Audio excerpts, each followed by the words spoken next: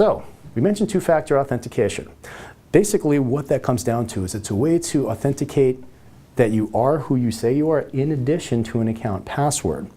It can be something like a fingerprint or a retina scanner. It can be a code sent to a little keychain token that you have, or even a text message sent to your phone.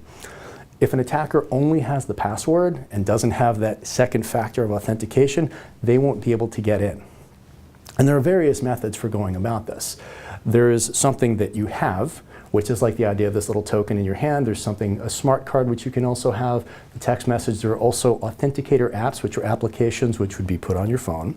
And there's something you are, which is referred to as biometrics. That's, again, fingerprints and retinal scanners. You can also have them as something location-based. So say someone logging in with your password can't do it from a country you're not going to be in. Like let's say you're based in North America and sometimes your business brings you to Europe. You can't automatically log in from Asia, Africa, or South America unless your system has been authenticated for that. And if it's not allowed, it'll automatically be blocked. So someone trying to get into your system won't be able to do so.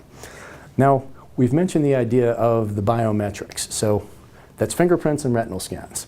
Now, one little problem with that is the way in which those systems actually work is you have to first have yourself scanned first. So they scan your finger, they scan your retina, and then that has to be in the system to compare when you come back to authenticate it in the future. Now, once again, as we mentioned earlier, all data comes down to ones and zeros. So the ones and zeros that were originally in the system from when you first scanned it are still there to be authenticated against.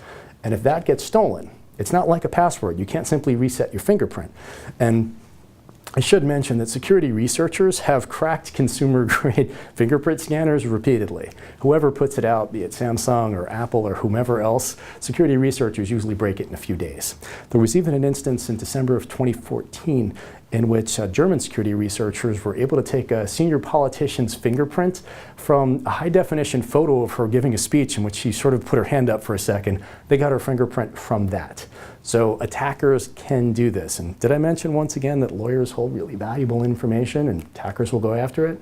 Always keep this in mind. So unfortunately, you can be exposed to some of the trickier attacks. It's the nature of the beast. Now, one thing that was really interesting with biometrics, it just came out in 2016. A research team based in the University of Binghamton in New York came up with an interesting variation on this, where basically they were looking at brain waves with a set of stimuli. So say you'd see a set of 20 different pictures, they would check how your brain's reacting and scan that. Now, one thing that makes that really interesting and unique is that if there is a danger that that got broken, they reset it by giving a set of 20 different stimuli, and it's a new pattern. So as you may be thinking, wow, that doesn't sound cheap. It's not cheap. That's not really something you're going to use in your office easily. But if you are in a practice where you're dealing with highly secure information, or perhaps something like government or defense contractor, you may encounter that in the future. It's an interesting idea.